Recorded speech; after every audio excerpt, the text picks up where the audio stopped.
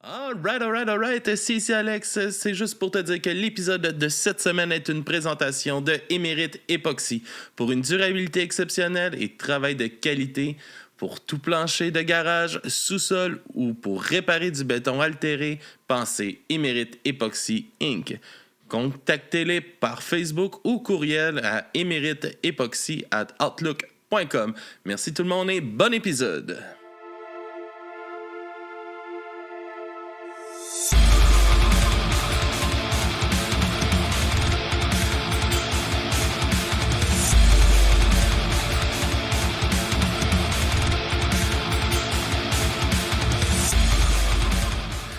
Alright. Bonsoir tout le monde, bienvenue au podcast du bruit à mes oreilles. C'est ici Alex et aujourd'hui au Bedondaine et Bedonron, encore une fois, merci de nous recevoir pour nos entrevues avec nos bands maintenant.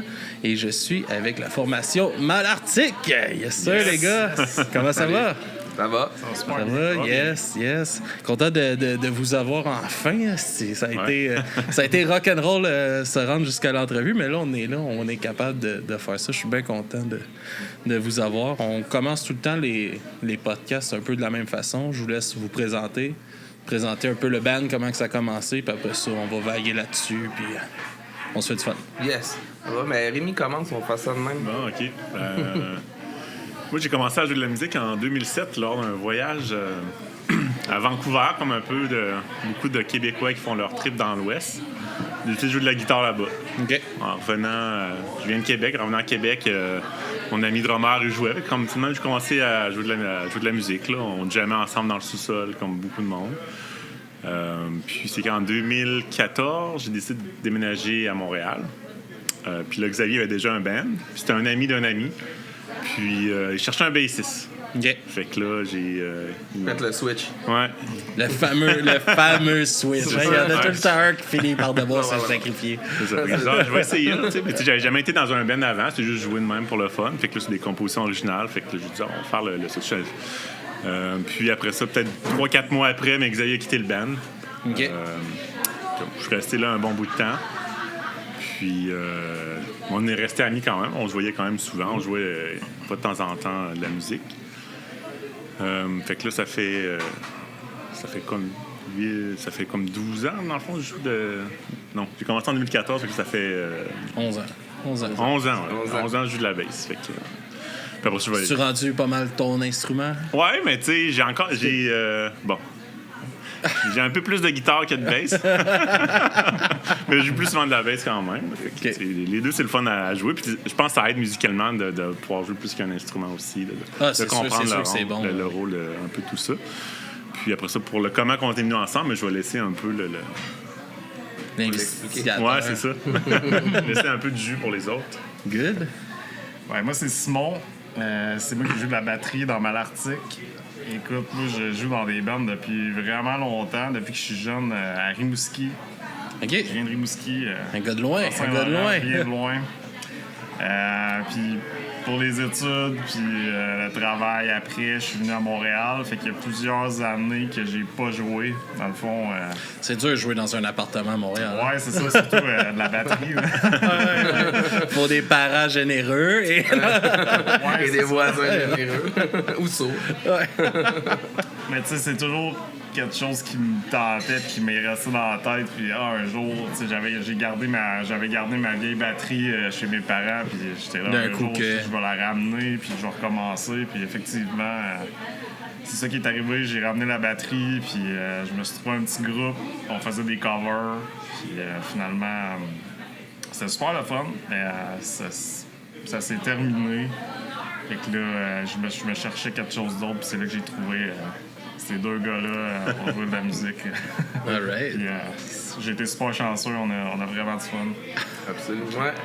Ben, on est un band couvre le Québec, parce que Rémi vient de Québec, puis Simon vient de Rimouski, puis moi de Montréal. Fait que les trois, là, on couvre pas mal toute la Québec. C'est un peu une rencontre et pas se poser. Hein? Non, c'est ça.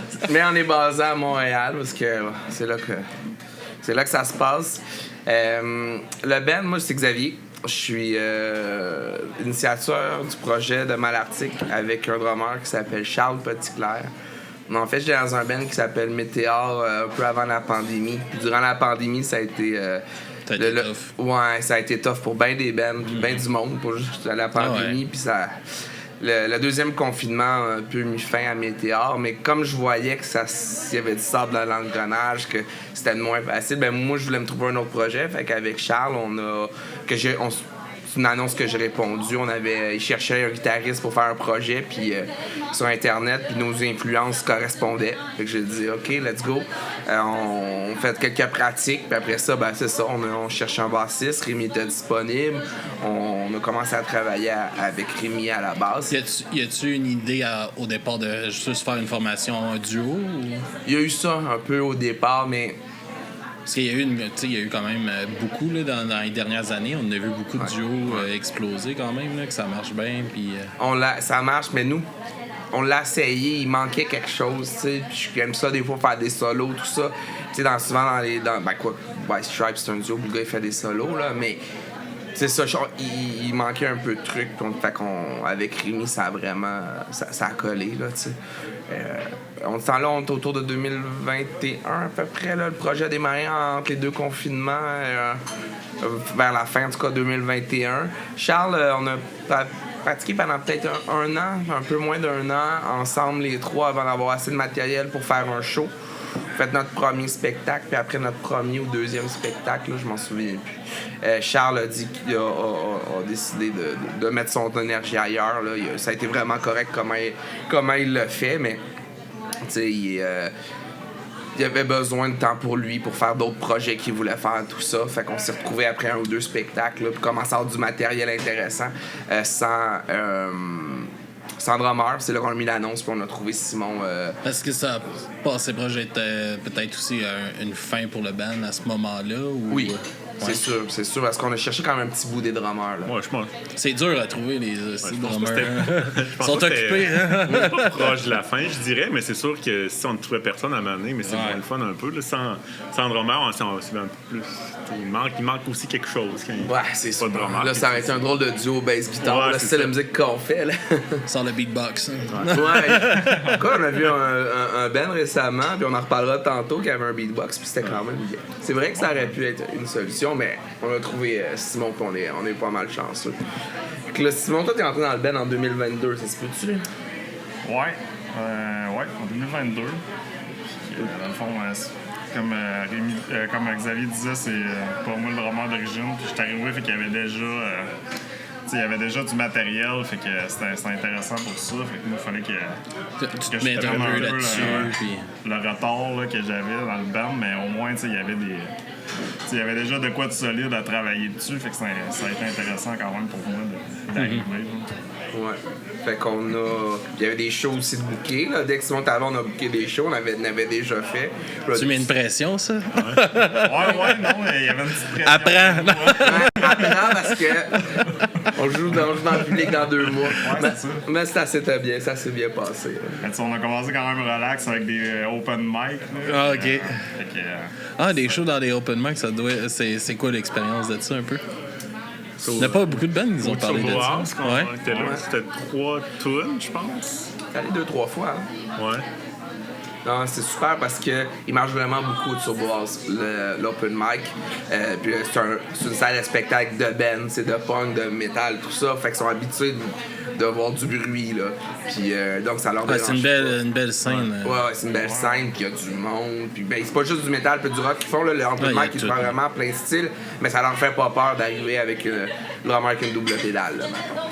Puis, non, c'est vraiment le fun. Je conseille à toutes les bands qui commencent d'aller à Turbo House faire l'open mic. Là, ça casse. Ça permet de roder des tunes. Tu peux tester un peu, il y a du monde, c'est le fun.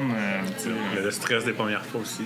Ouais. T'éclenches là-dessus, là, c'est pas trop grave si t'es mauvais. C'est l'école. Là. Exact. Ouais, c'est ça. Ouais, exact. Puis là, plus ça. Fait que depuis ce temps-là, ça roule Malartic. On fait quand même plusieurs shows par année. Moi, je dirais qu'on est à peu près à un show par mois en moyenne. Là. Il y a des mois où on a des pauses, des mois où on en fait un peu plus. Là. Depuis 1 an, ça roule quand même à ce rythme-là. On a enregistré au studio Greenhouse 6 chansons. On a fait Avec Chris? Avec Chris? Ouais. Christian Poirier. On a fait 3 fois des 5. On enregistre, puis là, on planifie notre session d'enregistrement, mais on va essayer d'aller tester un autre son aussi. Là. Fait que... on a essayé de faire un album, on a essayé de demander des subventions, tout ça, c'est pas évident à obtenir. Fait qu'on se dit que l'approche par 5, là, par 2 tunes, ça nous va pour l'instant. Là. Ouais, puis c'est une belle recette aussi pour rester actif. Là. Comme tu sors un album, ben t'as sorti, mettons, tes 11 tunes d'une shot, puis après ça, tu peux être un an, que t'as plus de sorties, t'as plus rien, tandis que justement, d'y aller avec des samples de même, 2, 3, une fois de temps en temps, puis ça vous permet de rester un peu plus actif. Absolument. On était sans show, puis là, les gens viennent nous voir, dire, hey, là, telle nouvelle, on l'a bien aimé, l'autre moins. Puis là, ça nous permet de dire, ben, ceux qu'on va enregistrer, ben, on a eu des commentaires de 2-3 tunes, fait qu'on va. Ça doit motiver ça aussi. Ouais, c'est ça. Ouais, c'est cool. Puis, justement, comme tu disais, ça a parti beaucoup dans la pandémie, le projet. C'était quoi la dynamique un peu pour composer à travers ça, les confinements, puis tout ça, ça doit... c'est comme dur de se rallier en band, puis... C'était un service essentiel, me semble. On disait on peut pratiquer dans nos locales parce que c'était considéré comme un service essentiel, je pense. Non, la musique, on avait une exception. Là. Ouais. Dans la fin de la pandémie, la deuxième vague, il y a quand même une exception. On avait le droit de pratiquer dans le local de musique. Peut-être qu'on n'a pas été tout le temps legit. Mais bon, on réussit à se réunir pareil, là, sans être trop irresponsable. La composition, ben... Au début, c'est moi qui composais les riffs, j'ai amené à Charles, l'ancien drummer, puis là, il y en a qui aimaient. Bon, on va travailler là-dessus. Il était quand même fort en composition, Charles, fait que nos 3-4 premières tunes, on les a faites ensemble. Puis là, après ça, ben, j'ai amené les paroles. Puis là, Rémi, quand il est arrivé, là, toi, on avait déjà avec Charles 3-4 tunes, il me semble. Puis là, de ça, ben là, T'avais déjà aussi 2-3 tunes que ça faisait longtemps que t'avais en bande. On a adapté un peu là, au style qu'on faisait. Là. Okay. Effectivement, parce que j'ai tout le temps été dans des bands, en tout cas très souvent, mais c'est mon premier projet, que c'est moi le compositeur principal, le chanteur et guitariste. Fait que j'avais quand même du bagage de riff pas utilisé. Qu'on a utilisé avec Malartic, pardon. C'est-tu de quoi que personnellement t'es content d'avoir un peu plus le lead de ce côté-là, de te lancer un peu plus dans tes idées comparativement à avant? Ouais, ben je suis quand même fier des compositions que je fais. T'sais, oui, je suis content. Je pense que je trouve ça le fun de mener le projet puis d'avoir 2 gars qui embarquent avec moi à fond là-dedans. J'aimais aussi mon ancien band avant, ça s'appelait Météor. Il y avait même 3 guitares par bout, là, puis des fois c'était moi la 3e guitare. J'aimais le rôle aussi d'être un peu plus effacé, puis travailler mes sons, travailler mes riffs dans l'ombre, tu sais.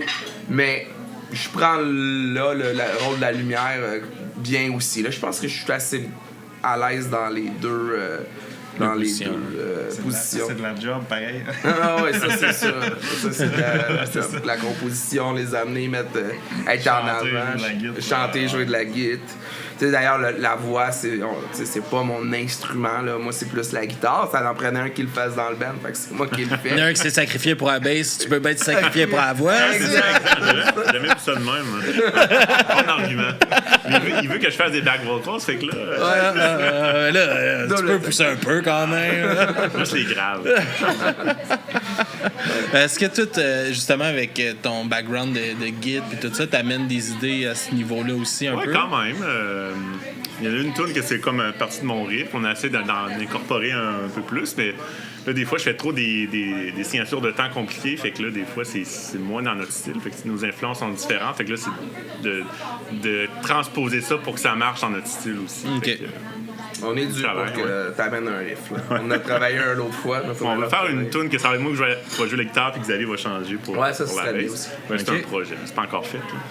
Ou on va avoir chacun des doubles guitares bass. Là, fait que pas besoin de changer. Chacun une part. Dans la tune, tu vois vraiment les influences changer. Ouais. Puis toi, quand t'es arrivé au drum, est-ce que tu as repris les chansons? Est-ce que tu les as adaptées à toi un peu aussi ou t'es allé vraiment tel quel? Puis... je dirais que j'ai quand même respecté qu'est-ce que j'ai entendu de l'ancien batteur. Là. Sauf que c'est sûr que j'ai adapté ça un peu à ma sauce. Puis mes petites influences qui sont peut-être plus dans le métal là, des anciens groupes que j'avais. Mais oui, j'ai quand même... je pense qu'on pourrait reconnaître un peu les beats de l'ancien drummer dans les premières tunes là, qui étaient là. Puis j'ai rajouté mes petites affaires. Là. Est-ce que dans les nouvelles compositions, tu as envie de garder un peu cette essence-là du premier drummer à travers les riffs un peu? Ou? Ben, j'ai jamais pensé à ça de cette façon-là, mais j'essaie de conserver un peu l'essence de ce que le band est dans le fond. Là. C'est pas non plus du gros métal. Non. Là, fait que j'essaie de respecter... puis de pas mettre de la pédale double partout tout le temps. Un bon essai. Mais certaines petites C'est moi qui la demande d'habitude, la pédale double. C'est rendu Xavier qui me le demande. T'en mets pas assez, là! Oui, à certains endroits, là, je peux me laisser aller. Là, puis, Quand Simon est arrivé dans le band, on n'avait pas énormément de tunes, même si on avait commencé à faire des shows, il y avait peut-être 6-7 tunes, pas ben plus, pour un petit set de show de 30-40 minutes. Mais là, on en a pas mal plus. Fait que, dans le fond, il y a plus de chansons qu'on a composées depuis l'arrivée de Simon que les anciennes. Okay. On peut entendre... T'as gagné ta place, c'est fuck l'autre. Non. C'est une joke, ça. On fera pas comme Dream Theater, la reprendre, c'est vraiment. Aïe. Puis, justement, vous parlez pas mal d'influences depuis tantôt. C'est quoi un peu vos influences un peu personnelles? Puis, qu'est-ce qu'on peut plus entendre dans le band? Puis... Ouais, bonne question. Rémi, commence... Ben, moi, je viens de Québec, tu sais, fait que ça va être le cas. Non, mais tu sais, classique rock, puis le rock progressif, là, dans le sauce. Puis, tu sais, un peu de tout, mais c'est vraiment ça que j'écoute. Même des bands qui ramènent leur drummer. Puis... Ouais, c'est ça. Mais, ouais, c'est ça. Fait que, c'est comme mes influences, mais tu sais, oui, des fois, c'est la manière de percevoir comment t'approches l'instrument plus que qu'est-ce que je joue, parce que. Mais est-ce que ça... Je pense que j'essaie d'en incorporer un peu dans mon article, même si c'est pas exactement le même style. Mm-hmm. Mais c'est de le faire d'une manière que ça paraît pas trop pour servir la toune, mais que toi, tu t'amuses un peu en arrière, mais que... Ben, c'est important. Ouais, c'est ça. Fait que... Mais tu sais, c'est ça. Je suis plein de cours de baisse aussi, fait que je connais le rôle. Fait que une fois de temps en temps, quand j'ai la place, mais là, je vais m'amuser un peu. Après ça, tu reprends un peu plus la place pour garder ça intéressant pour moi et pour l'audience aussi. Ah, mais c'est sûr que c'est pas le fun quand t'es perdu, que tu sais plus quoi écouter, il y a trop d'affaires qui se passent à un moment donné, ça devient dur. Là. Surtout peut-être dans le genre que vous faites aussi. Là. On essaie de garder ça simple, tout le temps en ayant des petites touches des fois intéressantes ou des sons intéressants, mais notre objectif, c'est pas de faire de la grosse musique compliquée.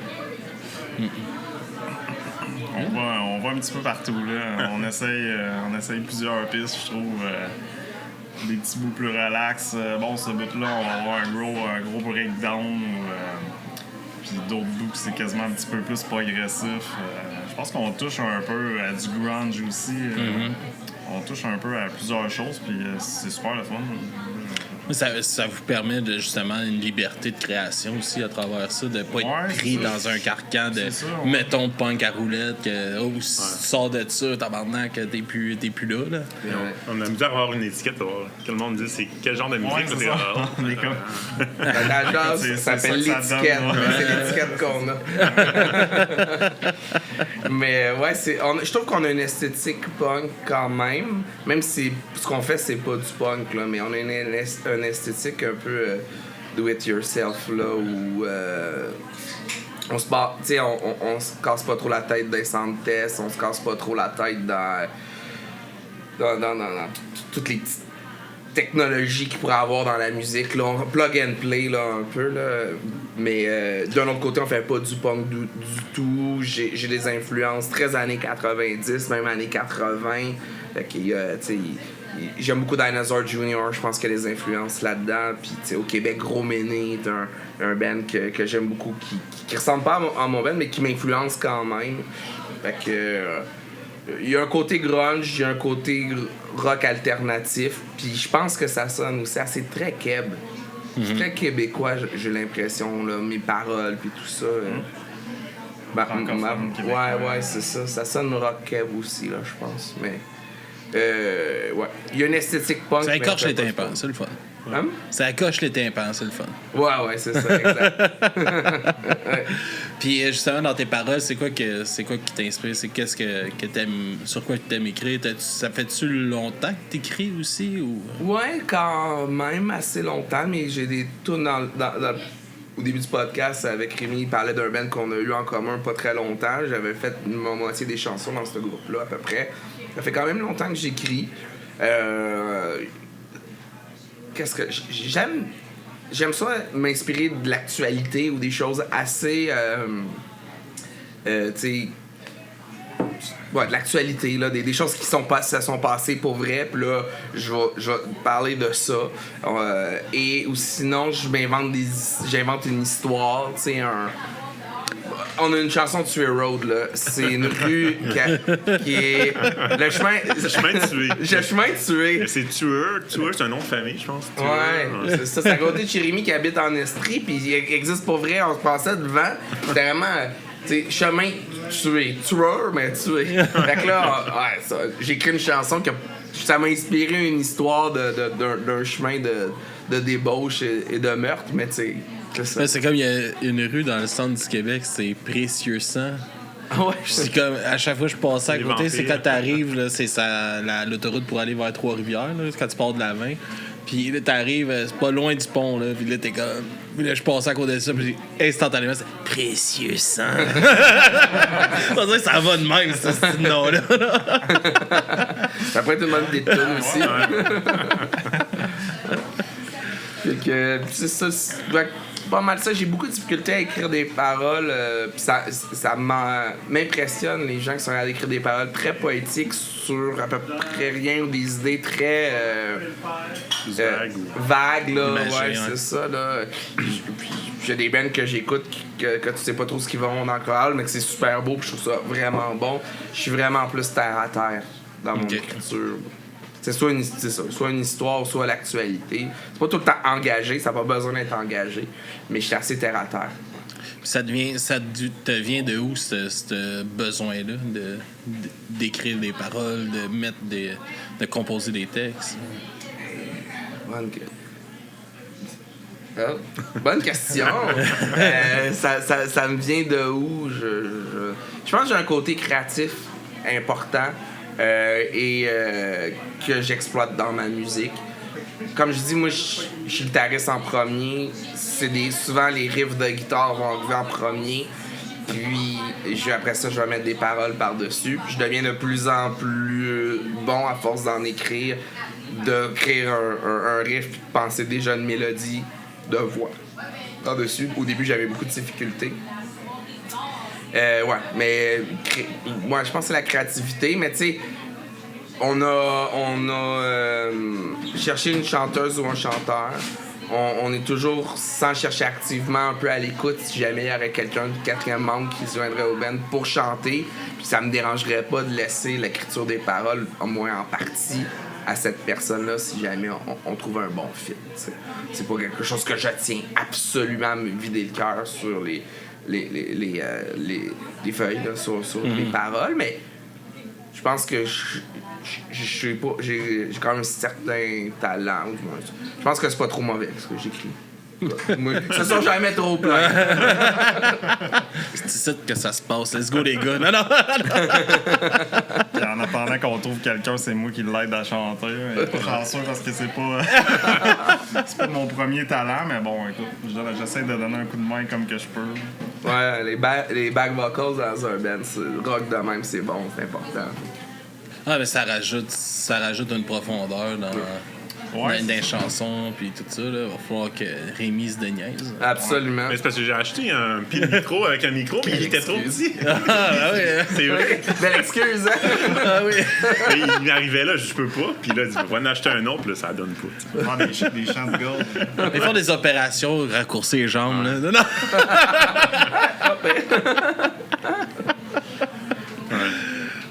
C'est quand même drôle, c'est la première fois que j'entends qu'un pied de micro est trop petit. Il était pas ajustable, dans le fond, c'est que je l'ai mis au plus haut, puis là, je pouvais pas. Il peut pas se pencher. Fait que là, je m'en fous, je n'achète un autre. Esti. Belle excuse. Les excuses sont bonnes. Après ça, c'est procrastination un peu. Ça arrête tout le temps. Ouais, ça veut dire que ça, il tente pas tant que ça d'en faire. Hein? Ça me tente plus à moi qui m'aide que lui. En même temps, c'est peut-être une faveur que je fais aux auditeurs aussi. T'sais. Mais peut-être qu'on sait pas, puis finalement, ça va être le contraire, puis c'est ça qui va faire que t'es tabarnak. Absolument, c'est ce que je dis. Le chanteur principal. C'est ça qui hésite. Il est sûr qu'il chante mieux que moi, mais il veut pas le faire.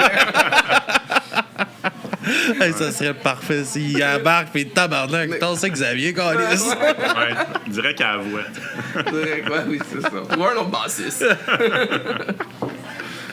Puis, tu sais, vous parliez que vous aviez un band ensemble pendant un bout. Est-ce que. C'est quoi qui a changé dans votre façon de travailler ensemble, entre, mettons, ce moment-là? L'autre personne n'est plus là. Ben, c'est sûr qu'il y avait un autre. Dans l'autre band qu'on avait, notre ami en commun, c'était beaucoup un projet de moi et lui, puis lui composait beaucoup aussi. Lui aussi avait ses influences, très progressives aussi, très folk. Fait que Rémi était. Quand il est venu, c'était comme. En transition. Ouais, c'est ça, le troisième. Puis, bon, moi, j'avais envie que le projet lève et j'étais prêt à faire des sacrifices. Pas des sacrifices, mais j'étais prêt à ce que ça soit pas temps pour temps parfait pour aller jouer devant des gens. La personne avec qui on était très perfectionniste, très perfectionniste. Puis bon, chacun sa vision, là, c'est pas pour critiquer personne, mais fait que quand il était arrivé, c'était une période de transition, puis moi, je m'en ai, j'ai fait, ben non, j'ai envie de, même si c'est pas parfait, de jouer devant du monde, là, tu sais. Fait que là, c'est sûr, l'autre, c'est ça qui change, parce que l'autre composait peut-être 60%, 70% des chansons. Je peux le nommer, Jean-Michel. Il composait 60-70% des chansons. Puis là, c'est tout moi qui fais. Il est poigné avec ma composition. Est-ce que vous, ça vous a tenté un peu de vous impliquer dans ce côté-là, parole, un peu dans... Une fois de temps en temps, d'enligner Xavier un peu, ou arriver avec des textes, même? Moi, les textes, c'est pas... Tu sais pas qu'est-ce qu'il chante, hein? Non. C'est pour ça qu'il veut pas faire back vocal, mon gars. Il a pas envie de les apprendre, les crises de parole. Des fois, il chante quelque chose, puis là, je dis, c'est ça que tu dis, puis il dit pas en tout, je vois. Lui, il pense que mes paroles, c'est une ligne partout. Moi, j'ai les cues, c'est juste les cues vocales. Puis après ça, le restant, je sais pas. Pas d'essayer avec ChatGPT de m'aider, mais ça. Sans joke, là, je sais que t'aimes pas ça. Non, mais je On sait que c'est la composer, meilleure idée tout le temps, ça. Je pourrais en composer, mais c'est pas quelque chose qui tient tant que ça. Mais oui, une toune ou des riffs, apporter des trucs, là, oui. Mais les paroles, tu sais. Peut-être amener, je pourrais apporter une toune au complet, puis je dis voici. Mais après ça, c'est de mettre les paroles sur les trucs, que c'est pas. C'est pas tant mon fort aussi d'arranger. Des fois, tu dis, ça c'est le bon, mais après ça, qu'est-ce qui vient après? Là, c'est ça qui est des fois qui est dur à arranger en groupe, mais j'essaie d'aider un petit peu par. Mais moi non plus, je pense que j'ai jamais vraiment aidé dans les paroles, côté paroles et écriture. C'est te laisse tout seul là-dedans, ouais, Nessie, On laisse bien les choses tout seul, là, La seule chose que il y a André qui a créé un courriel, esti, pis c'est tout. C'est mon père, on le salue. Non, mais c'est pas vrai, j'ai composé des paroles avec la tous les batterie, noms je fais des bacs, puis tout le reste, c'est Xavier et Rémi. Qu'est-ce que c'est, Rémi? T'as composé quoi? Non, mais cette semaine, j'ai envoyé des paroles avec tout le nom de nos tunes. J'ai fait une histoire avec tous les noms des titres de nos tunes. Regarde. On va mettre ça sur notre site. Ouais. Puis, comment que ça se passe, justement, un peu la préparation pour un show? Quand vous bookez puis tout ça, puis là, vous partez pour un show, c'est quoi un peu votre mindset pour le set puis tout ça? C'est quelque chose de compliqué? Justement, parce que vous avez comme des chansons sorties, est-ce que vous les dispatchez plus pour justement le monde? Ah, Chris, on a une qu'on connaît? Ou... Oui, on a dans notre... On a... Je pense qu'on est à 19 chansons. 19? Moi, je pense qu'on est rendu à 19. Vous nous faites des cachotteries, les gars, là. On a hâte Parce d'entendre qu'ils ont ça, pas là. compté, là, mais... Ouais. Il y en a 3-4 qui n'ont pas de bass ni de drum. C'est le nouveau plan, ça. C'est de vous mettre plan, hâte, il va dans partir mon salon, acoustique. moi, je suis Il va super partir bon. acoustique dans pas long, là. Mais ouais, c'est ça. Fait que mais dans nos 19 tunes, on en a quand même 7-8 qui sont tout le temps là. Les autres roulent. Il y en a qui sont très souvent là. Il y en a qu'on a fait longtemps qu'on n'a pas joué, qui vont peut-être être abandonnés. Là. Fait que avant de faire des gigs, on pratique les sets au moins un mois avant. Ça fait que c'est souvent difficile de préparer un enregistrement puis de préparer un show. Mener les deux en même temps, c'est pas évident. Puis après ça, je leur propose aussi ça. Ils participent. Je propose un set où on se dit quel ira avant les commentaires qu'on a eu, quel tune on ferait. Ouais, c'est ça. On essaie de changer un peu notre setlist pour tu sais, celle-là, elle sonnait bien après l'autre. Puis on a eu des bons commentaires où on a senti que il y avait quelque chose qui se passait avec ces deux tunes-là. Fait que c'est. Merci. C'est une bonne idée de les mettre une après l'autre, puis pas toujours faire le même setlist. On va introduire une nouvelle tune ce show-là, juste pour voir comment ça va aller, puis tout ça. Y a-tu justement quand vous rodez des nouvelles tunes, y a-tu un petit stress qui vient avec ça de comment que ça va réagir C'est sûr, puis on se rend compte que ça prend quand même quelques shows, spectacles avant que la tune qu'on a composée, même si nous elle est bonne au studio, elle soit bonne en show. Puis des fois, après 1 ou 2 shows qu'on a fait une nouvelle tune, comme là, notre dernière Minerai, on a fait 2 fois en show, puis on vient en studio, puis il y a quelque chose qui accroche. Puis là, on est en train d'essayer de trouver ce qui accroche pour être encore meilleur la prochaine fois. Mais oui, il y a un stress. Puis moi, il y a aussi d'apprendre les paroles, pas se tromper dans les paroles, tout ça. On présente pas 3 nouvelles tunes dans un gig, là. D'habitude, c'est une. Puis après ça, on va la roder un peu, après ça, on va en remettre un autre. Fait qu'on les incorpore comme ça tranquillement. C'était si on gagnait notre vie avec ça, puis là on irait dans un studio pendant 3 semaines composer un album, ben là ça serait différent. On arriverait, bam, on présente un album, mais là c'est pas ça qu'on fait là. Est-ce que c'est votre but ultime de sortir un album en ce moment? J'aimerais ça. Ça serait un objectif que j'aurais, qu'on a, mais il faudrait trouver un moyen d'avoir du financement un peu pour un album, parce qu'un bon album bien produit, puis on aimerait ça, puis je pense, vous pouvez me dire si c'est le contraire, mais aussi qu'on a un producteur aussi, ou quelqu'un qui est en arrière de nous, qui dit « Hey, ce bout de tune-là, scrapez ça », puis « Ah non, celui-là est en... » Ça peut faire une méchante différence. Allonge-le ou raccourci. Ouais. Ça, puis avoir si je peux vous en donner un conseil par rapport à ça aussi, mais comme je vois ça souvent avec ils font souvent des comités d'écoute aussi pour les albums. Parce que c'est sûr que, tu sais, quand tu vas avec ton regard personnel, tu penses, OK, ceux-là, dans nos tunes qu'on a, c'est ceux-là les meilleurs selon nous.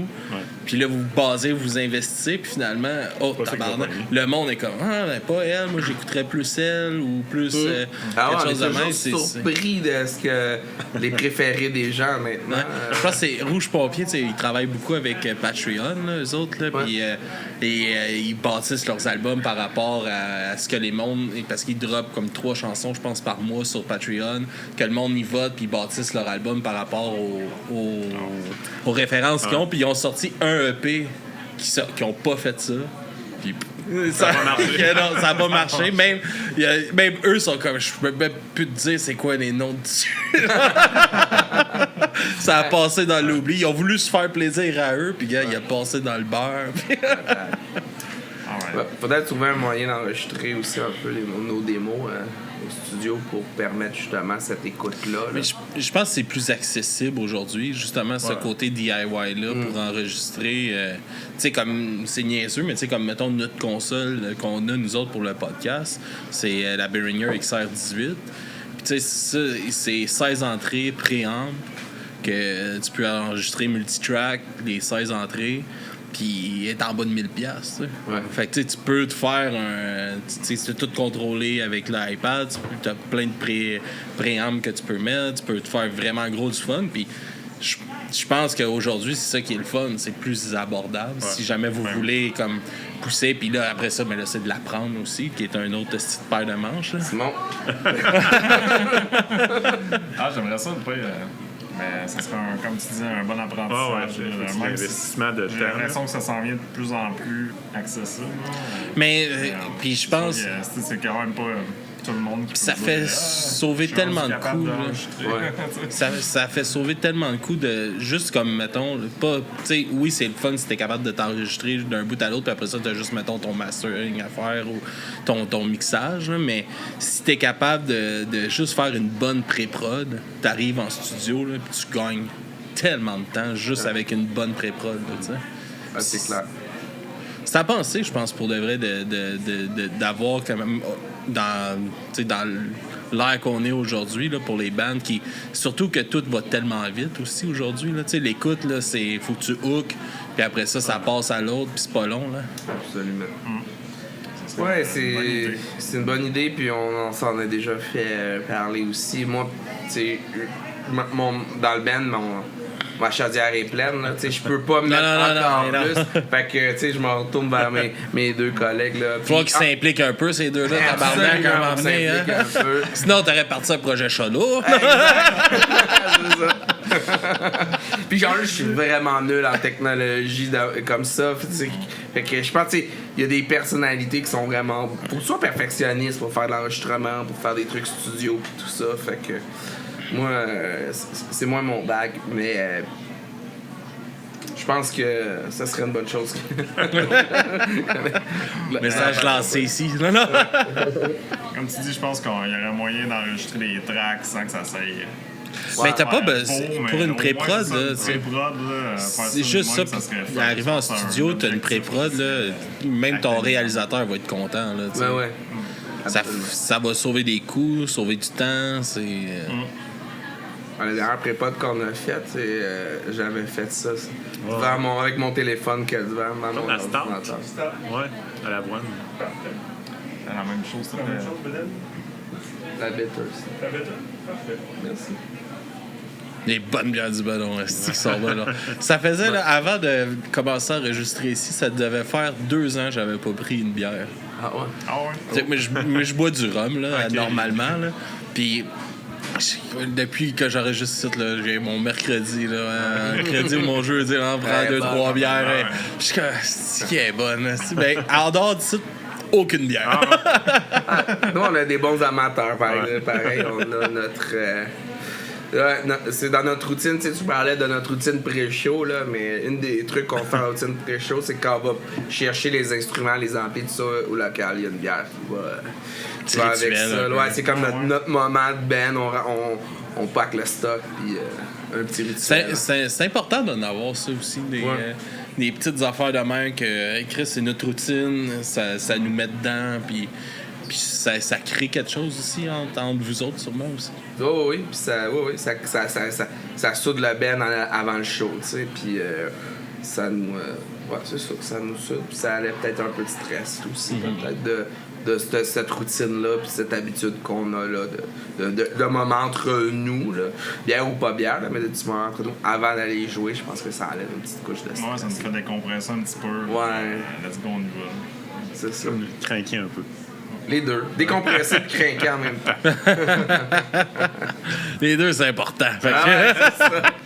Je parle d'arriver bon mindset au show, puis là, c'est parfait. Puis, justement, y a-tu déjà arrivé, là, comme vous rodez une toune en show, puis que Chris, ça marche pas, là. Tu le vois dans la foule, t'es comme, si on a shooté à côté avec celle-là. Comment que ça te fait sentir, Xavier? Ben, je suis content que les autres les aiment. Je me dis, au moins, il y a celle d'après, ils l'ont aimé. Ouais, c'est sûr que ça arrive. Des fois, on revient en show, du show, puis là, on essaie de la retravailler pour l'améliorer. Mais j'ai comme l'impression qu'une toune, quand tu présentes, que tu as monté, oui, tu peux la retravailler pour l'améliorer, mais si tu mets toute la changer, ben, tu perds un peu de temps parce qu'elle va revenir quand même comme sur ton idée de base. Ça va toujours rester là. C'est peut-être des fois mieux de l'abandonner puis d'aller en trouver une autre. C'est-tu dur à faire? J'avoue que il y a des tunes que je suis attaché puis ça me ferait de la peine d'être obligé de les abandonner.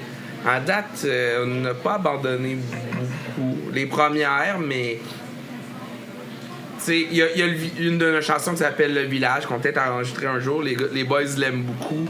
En show, là, Puis moi, je l'aime un peu moins. Puis les gens en show, certains disent que c'est notre meilleur, puis d'autres disent que c'est la pire. Fait qu'elle est vraiment clivante pour une raison que j'ignore, les gars. Tu vois, celle-là me dérangerait pas tant de l'abandonner, mais eux, les gars, ils tiennent vraiment. Fait qu'il y a du potentiel, c'est juste qu'on l'a pas encore débloqué. Ouais, c'est peut-être là le travail de produit que t'en fais. On a une chanson qui s'appelle Maison en feu, qu'on aimait beaucoup au départ. Présenté en show, ça levait pas. Puis là, tranquillement, elle a comme été un peu abandonnée. Les paroles, j'ai trouvé bonnes, par exemple. Mais regarde, c'est ça. Ça, c'est la tune que c'est moi qui avais amené en plus. Ouais. C'est pour ça que ça me tente pas. Ouais, c'est ça. Tu veux plus t'impliquer, là. Quand tu le fais, il l'abandonne. Comme une maison en feu, tu sais. Merci. Mais comme tu disais tantôt, on est tellement pas très bon juge, je pense, les artistes, pour savoir quelle tune va marcher. T'sais, nous, on a nos préférés, mais c'est rarement les mêmes que le public. Non, puis c'est de quoi que j'ai remarqué beaucoup avec le podcast, justement, là, à force de parler avec des bands, on pensait là, que ça allait scorer ça, puis finalement, on a passé complètement à côté de la track. Puis c'est niaiseux parce que c'est tellement dur de savoir. Ouais. Puis c'est ça, à un moment donné, vous êtes les trois, c'est une composition, vous avez investi du temps, vous êtes biaisés. C'est sûr que vous l'êtes là, à ce moment-là. Ouais, Xavier disait des fois une tune que j'aimais moins au départ, mais à force de la jouer, je l'apprécie de plus en plus. Puis j'ai du fun finalement avec cette tune-là. Puis là, j'aime ça à jouer. Puis finalement, je l'aime beaucoup cette tune-là, mais le public n'a pas nécessairement autant de fun que moi avec ça. Ouais, il y a une grosse différence entre une bonne tune et une tune le fun à jouer. Ce sont souvent les bonnes les tunes que le monde sont pas nécessairement les plus fun à jouer. Là. Souvent sont écœurés des jouer, ces tunes. La tune qui fonctionne le plus du band, c'est Mego. C'est une tune que j'ai composée il y a longtemps. On parlait de mon vieux stock que j'ai ramené. Ça, c'est une tune de peine d'amour que j'ai composée à guitare acoustique. Très, très depressed, là. Très emo. Mélancolique, là. Très emo. Très emo, exact. Mais non, mais elle était même pas punk un peu rien. Mais non, là, on l'a fait version punk un peu, sans trop d'attente, en se disant ça fait une tune de... Et finalement, regarde, c'est pas une tune super simple, je pense que c'est notre plus simple ou à peu près. Celle qui marche le plus, là. Les gens, là, en tout cas, sur les écoutes, sur les médias sociaux, c'est elle qui fonctionne le plus. En show, je sais pas, là, mais... Bon, le monde l'apprécie quand même. Mais ça me serait pas, moi, dans mon... Par contre, je ferais mon top 5-6 de mes meilleurs tunes du band, ça serait pas dans le top 5-6, c'est sûr. Oui. Pas les jours marchent, en tout cas. On a tout un tune qu'on aime moins. Est-ce que des fois... justement, comme vous deux, que c'est Xavier qui apporte la plus grosse partie de la composition, puis tout ça, comment que vous l'approchez, vous, quand il y a de quoi que vous êtes comme... ça, là, ça marche pas, je pense pas que c'est une bonne idée. Est-ce que c'est difficile de mettre un peu son pied là-dessus en pensant que c'est ça, normalement, c'est Xavier qui drille ça un peu plus? Écoute, moi, en tout cas, pour ce que je vois depuis que je suis dans le band, je pense que tout le monde est assez ouvert aux suggestions, puis c'est un truc que j'aime beaucoup dans le band, c'est que je pense pas qu'il y ait de problème à dire que... Il n'y a pas de guerre d'ego, là. Ce bout-là, genre, non, ça marche pas, ou ce bout-là, c'est excellent. Je pense qu'on n'a pas trop de contraintes à se le dire, puis il n'y a pas trop de problèmes, en tout cas. J'ai pas vu de problème à date à faire ça. Puis c'est un des trucs que j'apprécie avec eux autres, c'est qu'on... Tu as de l'écoute, oui, c'est Xavier qui a composé la tune, mais je pense que ça ne dérange pas, puis même il doit apprécier qu'on lui dise que bon, ça être au service de la tune, vraiment. Ouais, c'est ça, tu sais. Je pense que c'est un mindset qu'il faut pas perdre, justement, que des fois, tu sais, qu'on peut voir, tu sais, qu'on peut avoir remarqué dans des bands, bon, il y a un trip d'ego dans cet album-là, mettons, puis t'es comme... Souvent, des fois, on va faire des suggestions, on dit c'est ça, puis on l'écoute, c'est mieux ou c'est pas mieux, puis on va faire les ajustements.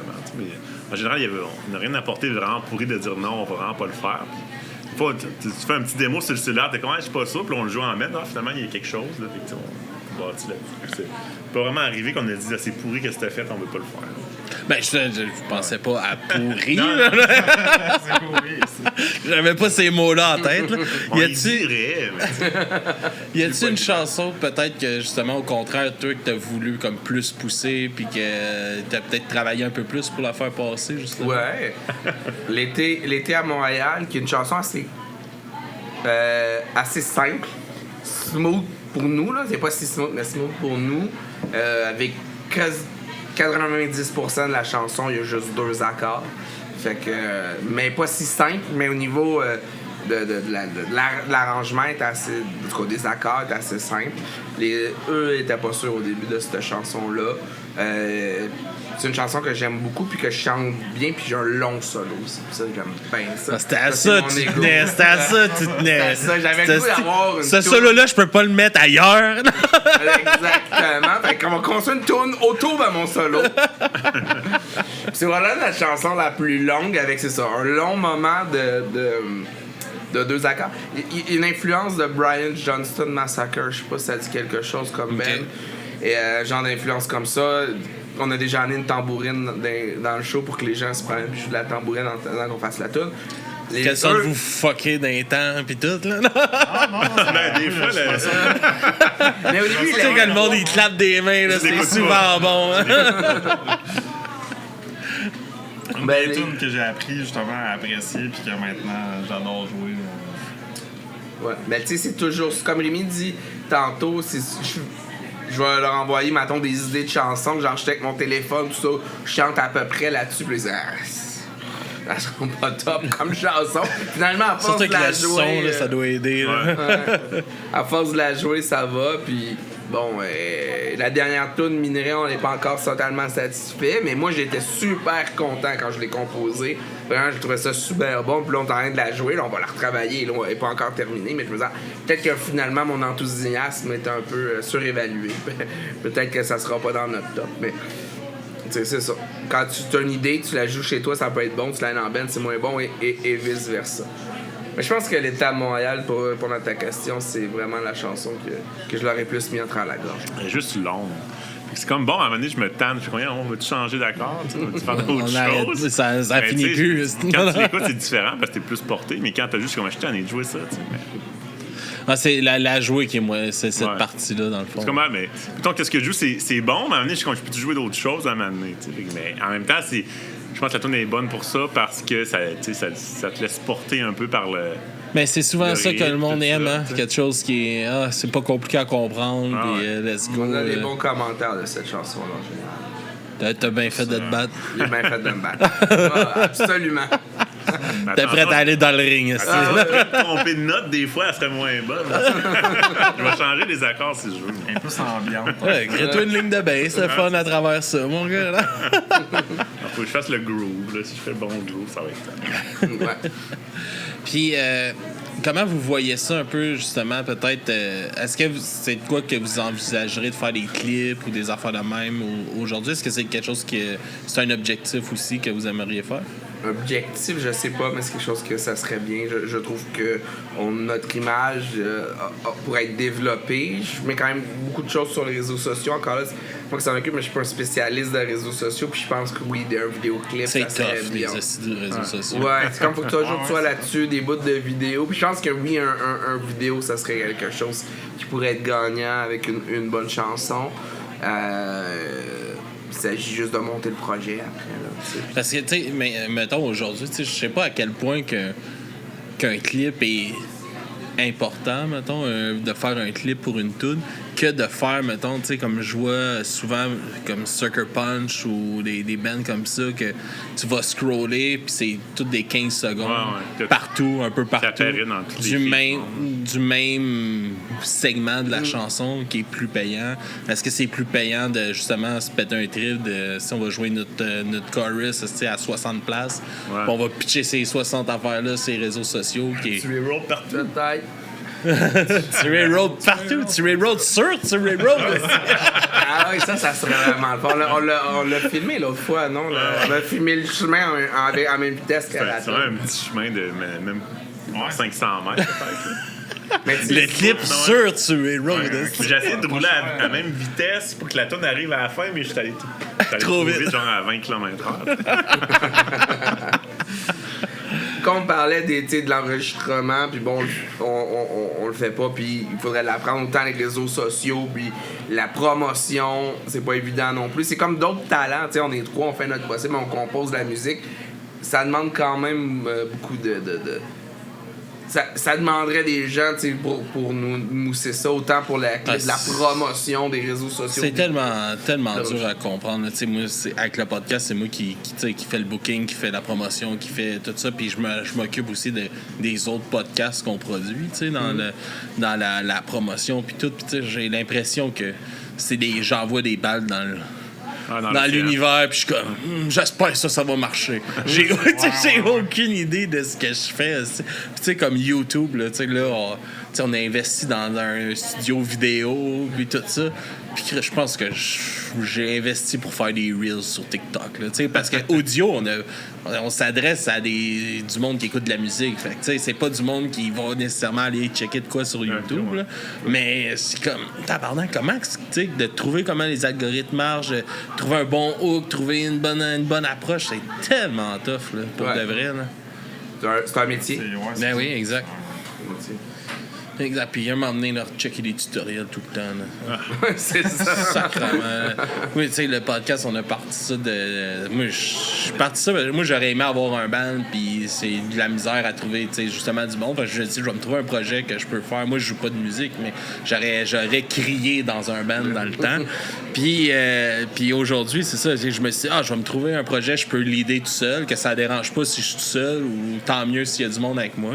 Mais je me rends compte que toute la job qu'il y a dans un projet de même, t'es comme tabarnak que c'est quelque chose pareil. C'est beaucoup de choses à apprendre. Là. Absolument. Ouais, puis on n'a pas tous les talents. Tu peux être bon compositeur, bon arrangeur, bon musicien, une bonne présence sur scène, mais pas connaître l'enregistrement ou pas faire de la bonne promo, ou être bon en promo pour pas faire l'aide. Fait que oui, effectivement, c'est beaucoup de choses à apprendre. Et à maîtriser, puis c'est impossible de tout maîtriser non plus. Qu'est-ce que... c'est quoi vos prochains projets là, que vous aimeriez comme vraiment avancer dedans, que c'est comme le prochain objectif, c'est de sortir encore un ou deux autres singles, ou de s'aligner peut-être pour un petit EP, ou... Ben, on va sortir un autre single, là. Ça, on est pas mal en train d'organiser ça avec le studio, ça devrait se faire, là. La date est bookée, tout ça. Je pense que on essaie de bâtir un fanbase, des fans, puis c'est quand même difficile d'avoir du monde qui n'est pas nos amis ou notre famille qui viennent nous voir, tout ça. Puis c'est dur à faire quand il manque de matériel pour le faire, puis tout devient compliqué, là, justement. Là. Ouais, fait que c'est bâtir un fanbase, puis là, on a quand même un bon réseau de bands. Pour faire des shows, trouver des bands pour nous accompagner ou nous joindre à l'IBES. Ça va. Là. On a développé avec l'Étiquette, là, qui est une agence de groupe, puis avec aussi d'autres connaissances à Montréal, tout ça. Là. Ça, c'est bon, mais il reste à développer notre fanbase. Moi, pour les shows, j'aimerais aussi, à un moment donné, réussir à rentrer dans un festival, faire un show dehors, vivre cette expérience-là de festival de musique, même si c'est pas très grand. Je pense que ça, c'est un objectif atteignable. Contacter des festivals comme le Festi-Rock à Saint-Colomban, mettons, ou Waterloo, ça pourrait être des festivals justement un peu plus faciles à slip in. Là. On était à la recherche de ça. J'ai écrit, je vais écrire. Fait que ça, c'est un objectif qu'on a. Puis après ça, ben, on sait jamais. Quelqu'un qui nous écoute puis qui est capable de faire le travail de gérance un peu puis de nous amener Angélil, il peut revenir pour C'est sûr que tu veux un groomer de Simple que ça encore, je pense qu'on aimerait ça sortir un peu de Montréal puis aller à l'envoi du fond. C'est justement, tu sais, vous venez. Place dans les régions, n'importe où. Vous venez, tu sais, justement, vous couvrez une grande partie du Québec. Mais c'est dur de sortir de Montréal, d'aller jouer ailleurs. On est une fois à Saint-Jean-sur-Richelieu. Il y avait quelqu'un qui pensait que vous veniez de Saint-Jean tantôt. J'ai dit, ils ont peut-être fait un show à Saint-Jean. C'est peut-être ça. Absolument, on a fait un show à Saint-Jean. On a fait un show à Québec. C'était super fun, il y avait beaucoup de monde. Mais tu sais, d'y aller souvent, c'est sûr que Mais vu que je viens de là, fait que là, j'ai amené quand même beaucoup de monde. Mais sinon, si tu viens pas de Québec, le monde, si tu viens de Montréal, il va pas emmener personne, tu sais. Fait que c'est quand même. On essaie de faire un show à Rimouski. J'ai l'impression qu'il y a des clics un peu. Ouais, aussi. Des clics. On arrive à sortir quand même un peu de Montréal, mais comme Rémi dit, c'est d'amener du monde. Donc, ça prend des bands locales qui nous invitent et qui, après ça, là, on peut se faire une soirée puis nous, un band invité un peu. Puis moi, je peux rendre l'appareil à Montréal. J'ai quand même un bon réseau à Montréal. Non, on a réussi quand même. Puis ça a été l'objectif de l'année passée de sortir de Montréal. Là, on a quand même réussi. On a un show à Sainte-Thérèse dans 2 semaines. Puis on a un show à Québec au mois de mai. On avait 2 à Sainte-Thérèse qui s'en vient, non? Non, on en avait un de fait. À la Cale, le 29 mars, puis la fin de semaine d'après à Sainte-Thérèse. OK. Fait que ça, on a vu je pensais sur votre Bandcamp, j'ai vu 2 fois Sainte-Thérèse. Ah, t'es pas. Parce que t'as une toune à un moment donné qui s'appelait Sainte-Thérèse. Peut-être. Elle n'est pas avec le groupe, mais c'est une vieille toune qui s'appelle Sainte-Thérèse. Ou c'est une erreur du Bandcamp. Ouais. Ou c'est une erreur du Bandcamp, parce qu'on a juste un show prévu là-bas. Mais il y a un moment donné, parce que la date a changé. C'est peut-être ça qui est arrivé. La date est changée, puis l'ancien show, c'est peut-être pas effacé sur le Bandcamp. Ouais, fait que ça, on est content de réussir à sortir. Puis là, je peux peut-être travailler pour un show peut-être au Saguenay. Moi, bien ça. Il y a une belle scène, il y a l'air d'avoir une belle scène au Saguenay. Ouais, je pense que oui. Le monde sont contents que les gens se déplacent jusqu'à là. Fait que pour de vrai, vous devriez avoir une belle soirée si vous réussissez à vous booker. C'est de se booker de quoi pour y aller aussi. Là, peut-être un petit arrêt à Québec le vendredi. Ça pourrait être une micro-tournée. Pas l'hiver, parce qu'on va rester pas dans le parc. Notre crise de parc. Amenez vos skidoo, tabarnak. S'il y a moyen d'arranger ça pour ça soit le fun en plus, on est prêts. Ouais, puis tu sais, c'est le but, je pense, pour que ça prospère bien, c'est de se mettre des objectifs réalisables. Là, si tu pousses un objectif puis que tu n'as pas les moyens de te rendre à cet objectif-là, c'est là que ça devient décourageant parce que là, tu es juste dans la recherche puis dans un peu l'échec parce que, Chris, bon, cette voie-là, ça va pas marcher. De se mettre des objectifs sûrs, tu sais, c'est comme. Ça a toujours été ça avec le podcast aussi, tu sais, comme d'année en année, bon, là, notre objectif, là, on a fait tant d'écoutes durant l'année, mais notre objectif pour l'année d'après est quand même pas. C'est de faire soit au moins la même chose. Puis, fait que on a été capable de le faire, c'est-à-dire on est capable de le refaire. Puis c'est de même, ça regarde la motivation de pousser le projet, puis d'avoir des petites réussites parce que un band, c'est tellement d'heures d'investissement pour si peu au bout. Là. C'est là qu'à un moment donné, ça devient, je pense, dur sur les bands.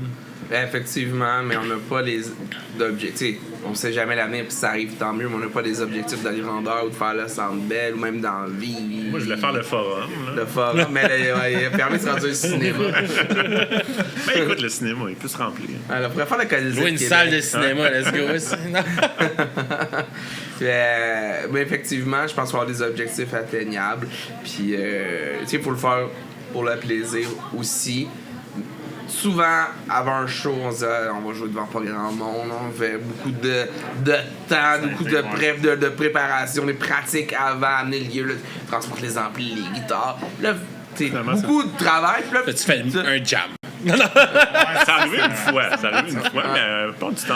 La plupart du temps, on passe la très grande majorité du temps, on passe toujours une super bonne soirée. On finit ça du stage, on est content. C'est comme, wow, on a une belle énergie, il y a plus de monde tout le temps qu'on pensait.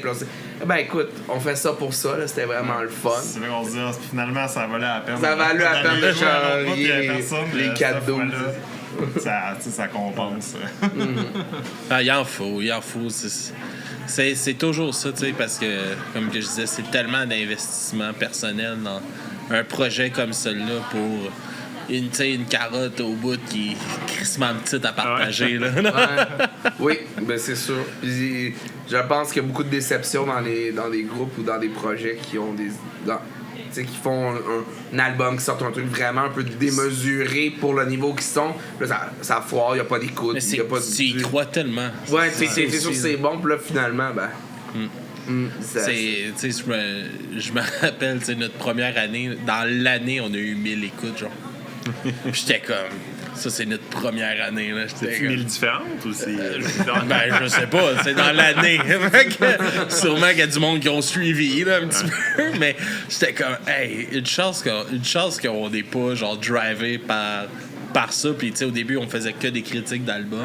Puis, tu sais, c'était un moyen de. Juste, moi, je travaillais à l'extérieur. J'en revenais 4 jours ici. Je m'assisais avec un de mes chums. On prenait une bière puis on parlait de musique. Là, fait on s'en calissait de faire plein d'écoutes. Ou puis encore aujourd'hui, c'est pas l'objectif, c'est pas de faire ça. C'est de promouvoir la scène. Puis c'est ça. Moi, je fais des rencontres. J'ai cette chance-là que je parle avec du monde qui sont passionnés, qui ont une passion, puis ils m'en parlent. Comment tu veux que je passe une belle soirée? Ouais, c'est clair. Vous êtes rendu à combien de groupes? Combien de bands passées? Ouais. Je sais pas, mon gars. On a du bruit à mes oreilles, on est rendu avec. On a sorti notre 510e épisode cette semaine. Là, fait que puis mettons les 50 premiers, on faisait pas d'entrevue. Après ça, on a commencé un peu, puis à un moment donné, on faisait une semaine sur 2 une entrevue. Là, fait que on doit avoir pas loin de 300 400 entrevues de fait. Ça fait du stock. Ben ouais, j'en ai écouté quelques-uns de vos podcasts, puis des récents, là, des entrevues récentes, tout ça. Oui, ça fait que ça date quand même d'un certain bout.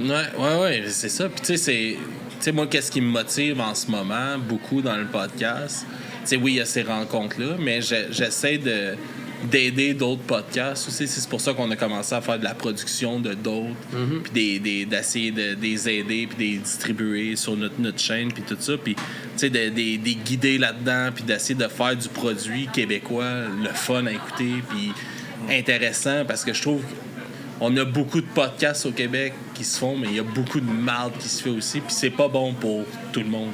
Tu sais, moi, je veux que les autres podcasts soient bons, que les mondes trippent sur les autres podcasts pour que ça leur donne envie de découvrir le mien. T'sais. Fait que je pense, tu sais, en ce moment, c'est ma grosse drive de travailler avec tout le monde, d'essayer de pousser tout le monde, puis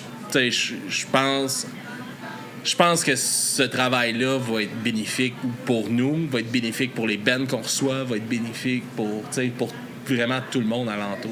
Fait que je pense que c'est ça. Il faut se trouver des affaires de même qui nous accrochent parce que c'est ça. C'est tellement d'investissement qu'il faut que tu ailles de quoi qui te fasse du bien au bout de ça. Là, ouais. Nous, ce qui nous fait quand on va jammer et tout ça, quand on va pratiquer, c'est vraiment le fun. Moi, c'est toujours un moment que j'aime dans ma semaine. J'ai souvent hâte à ça et tout ça. Puis après ça, faire les spectacles, c'est 90% du temps, 95% on sort, puis on a passé bon moment sur stage. Puis après ça, la soirée continue, il y a d'autres bands, puis là, tout ça. Puis finalement, c'est un gros bon. C'est du grand plaisir. Là. Puis acheter du gear de musique. Acheter des guitares. Des snares. C'est une excuse pour acheter du gear. C'est ça, dans le fond, on fait de la musique. Juste pour ça. Juste pour expliquer pourquoi. J'ai besoin du nom de guitare pour cette tune-là. Ouais, c'est comme dans l'ancien studio. Là, j'ai comme... Ben là, ils sont chez nous en ce moment. J'ai comme 5 ou 6 guitares. Puis je joue pas de guitare. C'était juste comme... Ah ouais, mais... Faut un décor pour le studio, c'est beau des guitares. J'ai pas ces couleurs-là. C'était pas des grosses guites, là, mais ça reste que le monde rentrait et hey, tu joues de la. Je joue pas de guite, mais il y a 6 guites sur le mur. C'est beau. Puis j'avais un gars. Oh, c'est le déco.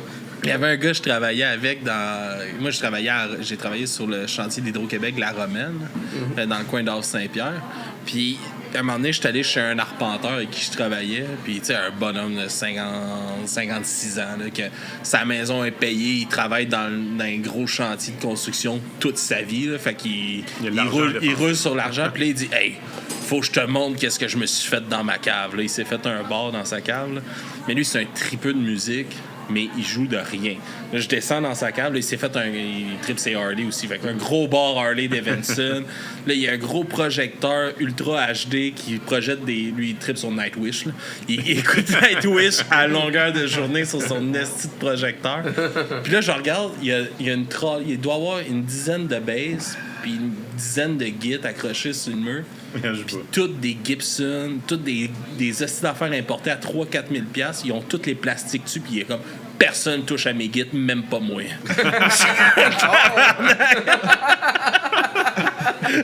Comment tu dépenses ton argent là-dedans? Il dit, je me gâte, là. J'ai travaillé toute ma vie pour cet argent-là. Là. La marde, il fait bien. Ben oui. C'est juste triste de voir des beaux instruments de même qui serviront à personne. Tu cherches pas un héritier? Il y a des enfants. C'est Gibson, je pense, la vie, c'est made to be played. Il y a des Gibson, des Fender, des ESP importés, en tout cas, toutes sortes de styles d'affaires, là. Un tripeux, là. Il y avait des câbles de guide plus haut que moi, il joue pas. Mais c'est beau. Son bord, il lookait en tabarnak. C'est clair. Hey, là-dessus, les gars, ça fait plus qu'une heure qu'on jase déjà. Je vous laisserai peut-être nous présenter les chansons que vous voulez nous faire jouer ce soir. Ouais. Donc, on va commencer par vos 2 chansons à vous, puis on finit avec votre découverte. Yes. Donc, 47, c'est une chanson sur la tragédie de Lac Mégantic. C'est une des premières chansons que j'ai composées pour le band. Et j'ai toujours beaucoup aimé cette chanson-là. Ça, c'est une chanson un peu engagée qui m'est venue d'une lecture. Puis aussi, j'ai étudié un peu en gestion des risques, gestion des catastrophes. C'était lié aussi avec mes études, tout ça. Puis, une chanson que j'aime beaucoup, qui roule pas beaucoup sur les plateformes, mais qui, je pense, a quand même un certain potentiel. Puis 47 victimes. Mm-hmm. Oui, exact. Merci Rémi de le frère de mon ex est une des victimes de cette catastrophe-là. Une de ces 47 personnes. Une esti d'affaires, cette affaire-là. Et une grande tragédie. C'était-tu dur d'écrire là-dessus? De trouver un bon angle dans, tu sais, avoir le respect de... J'ai même rencontré l'auteur de c'est une bande dessinée sur la tragédie. Et qui m'a vraiment inspiré beaucoup les paroles. Puis j'ai même rencontré dans un salon du livre l'écrivaine et j'étais allé lui dire que ça m'avait inspiré une chanson. Donc, est-ce que ça... Tu sais, je suis pas touché... Ça n'a pas été si dur parce que je suis pas touché personnellement par la tragédie. Je connais personne qui habite dans le coin de Lac Mégantic et tout ça. C'était vraiment un angle sociologique puis inspiré par ma lecture. Et aussi, je trouve que, bon, peut-être que les vrais coupables sont pas... J'ai plusieurs coupables, il y a un coupable, mais peut-être qu'il y a des choses qui sont encore inexpliquées là-dedans. Pourquoi ça s'est passé? Je pense qu'il y en a beaucoup. Ouais, c'est ça. Ouais, exactement. Et puis l'autre chanson, c'est 47, est-ce que... Que tu viens de me dire. Ouais, puis l'autre chanson, c'est Tuer Road. Sûrement. Ça peut être ça. On les a pas toutes en on y rajoute après. Là. Fait que Tuer Road, on en a parlé tantôt, c'est l'inspiration d'un chemin à côté de Jérémy. Puis j'ai écrit une histoire complètement inventée de tueurs et de... Ouais, c'est ça. Puis parce qu'il dit chemin tué. Il dit, mais compose une toune. Ouais. Puis il dit, OK. Puis il a composé le lendemain. C'était ça. Ça, c'est une toune facile à composer. Ouais. Oui. C'est probablement notre toune la plus simple aussi dans la structure, qui marche toujours très bien en spectacle. On finit à peu près tous nos spectacles là-dessus. C'est-à-dire que c'est une toune qui finissait bien les spectacles. Les gens sont contents de l'entendre. Ouais, puis c'est ça, on débarque de sang, puis le monde dit Tuer Road! C'est comme catchy parce qu'on le répète souvent. Ben ouais, le refrain c'est Tuer Road. Ouais. Fait mais que, c'est juste ça les paroles, non? Ça a été une toune vraiment facile à composer. Quand je l'ai soumis à chanter pour la première fois, les paroles sont pas sur le même timing que les accords. C'est quand même un décalage, mais une fois que je l'ai pogné après ça. Ouais. Il y a un solo aussi, puis moi j'aime ça faire des solos. Il y a un solo, c'est ça là. Ça, c'est les années 80, ça. Il change de guitare dans le solo. C'est compliqué, là. Bon, la guitare solo, aussi. La guitare rythmique. Il y a des switches de guitare. Ah! Faudrait qu'on pense à ça. Puis après, qu'est-ce que tu nous présentes en découverte? Ouais, Ta gueule d'Andy, c'est un band avec qui on a joué récemment, qu'on a beaucoup aimé. L'influence de Jean Leloup. Fait un show à la marche à côté, il y a une semaine et demie. Qui est un bar de la marche d'à côté, c'est un bar à Montréal sur Saint-Denis, un beau petit bar auquel on va jouer souvent. Et j'ai vraiment aimé leur vibe. Il y a une influence Jean Leloup là-dedans. Tantôt au début du podcast, on parlait de. Il y a un pas de drum puis un beatbox. C'est ça. Dans le fond, ils sont trois dans le bel bassiste, claviériste qui fait le beatbox, plus le guitariste. Puis je trouvais ça super bon. Puis je voulais le partager pour que les auditeurs l'entendent. On va aller écouter ça. Les gars, où est-ce qu'on peut vous suivre, vous encourager? C'est quoi les meilleures places pour tomber sur Malartic? Instagram, c'est une bonne place, Facebook. Puis sinon, Spotify, nos chansons sont là. Mais l'important de dire que Malartic, il y a un jeu de mots là-dedans, là, mal à l'Arctique, donc c'est pas exactement écrit comme la ville de Malartic en Abitibi. Là. Fait que QUE, fait que si vous allez pouvoir le trouver facilement comme ça. Là. Alright, comme c'est écrit sur son chandail, dans le fond. Là. On le voit pas vraiment. C'est correct, je ne vendrai pas ma bédaine. Merci beaucoup, les gars, d'être venus jaser avec moi pendant cette heure-là. C'était vraiment le fun. Puis quand vous sortez des affaires, gênez-vous pas de nous envoyer ça. Nous autres, on va vous présenter ça. Puis au plaisir de vous revoir, même derrière les micros. C'était super le fun. Ouais, c'était super. Good. Fait que, bonne soirée, tout le monde. Et on se dit à la prochaine. Au revoir.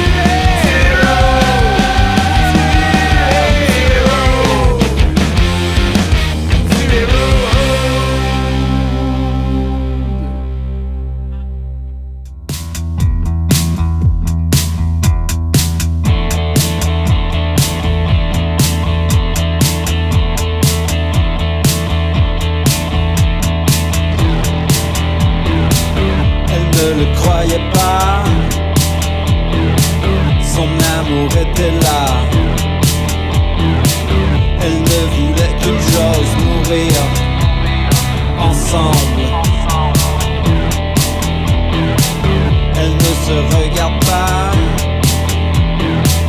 Les filles doivent marcher droit. Dans leur église de merde, c'était comme ça. C'était comme ça. Sauve toi, sauve-moi, mon amour. Je suis à toi pour toujours. Nous ne sommes rien du tout.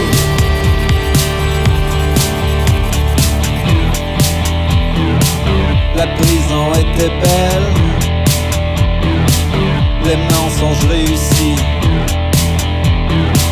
Leur amitié est bien et leurs amours aussi. Je ne peux plus me cacher. Je reviens en septembre. Penses-tu pouvoir m'attendre? Si oui, nous serons libres ensemble. Si oui, nous serons libres ensemble. Sauve-toi, sauve-moi, mon amour. Je suis à toi pour toujours. Nous ne sommes rien du tout. Sauve-toi, sauve-moi, mon amour. Je suis à toi pour toujours. Nous ne sommes rien du tout. Des caresses, des histoires, des conneries, des miroirs, des miracles qui n'arrivent pas. Des caresses, des histoires, des rêveries en mémoire, des miracles, des avec moi. Des caresses, des histoires, des conneries, des miroirs, des miracles qui n'arrivent pas. Des caresses, des histoires, des rêveries en mémoire.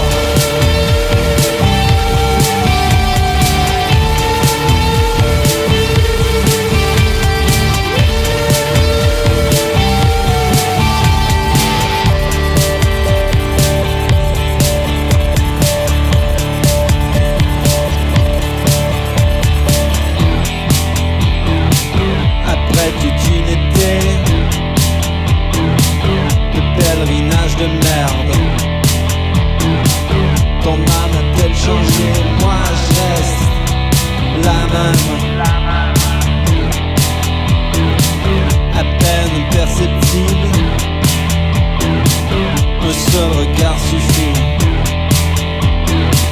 Demain nous serons libres et eux détruits. Et eux détruits. Sauve-toi, sauve-moi, mon amour.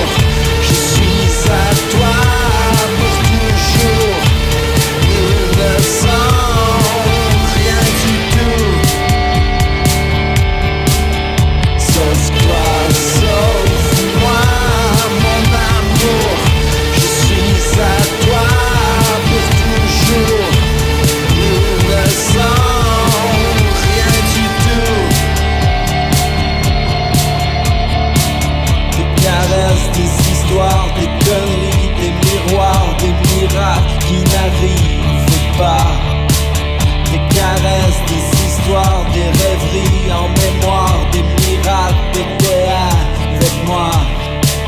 Des caresses, des histoires, des conneries, des miroirs, des miracles qui n'arrivent pas. Des caresses, des histoires, des rêveries en mémoire.